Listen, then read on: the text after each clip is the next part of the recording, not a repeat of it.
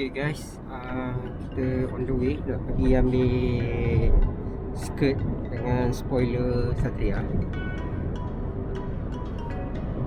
Tapi cuaca dah agak gelap, kamera pun dah tak apa nak nampak sangat. So nanti kalau jelas aku record lah, kalau tak jelas esok je lah korang tengok. Okay, bye. Assalamualaikum, selamat datang ke ZK Garage. Macam biasa, bagi yang baru di channel ni, jangan lupa untuk subscribe dan tekan butang loceng.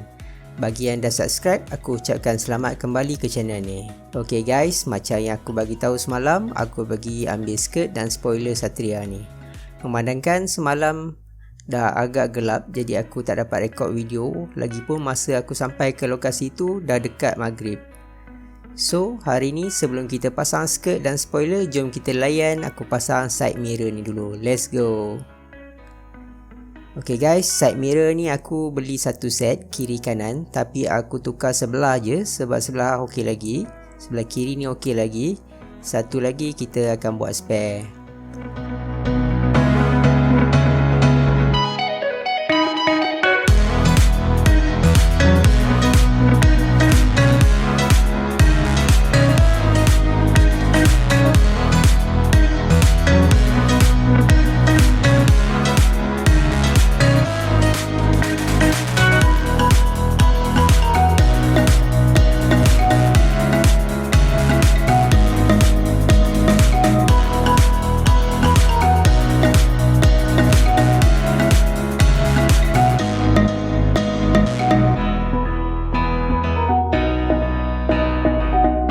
So, settle pasang side mirror, aku betulkan horn kereta ni yang tak berbunyi hari tu. Horn ni pun dah keluar bunyi. Punca hari tu aku lupa nak pasang ground cable je. So, settle problem horn dan side mirror ni. Ok, dah settle horn dengan side mirror, aku pasang side skirt pula. Skirt ni aku beli second, murah je, dalam RM70. Mula-mula aku tengok skirt ni lawa dan ngam masuk kat Satria aku ni. Tapi ada satu yang aku tak berkenan, sebab skirt ni tak betul-betul fit. Ada gap dan tak ngam betul-betul kat pintu dan fender. Disebabkan aku dah beli, so aku pasang je lah dulu. Tengoklah berapa lama aku akan pakai skirt ni. Maybe sebelum cat aku akan cari skirt yang betul-betul ngam dengan body Satria ni.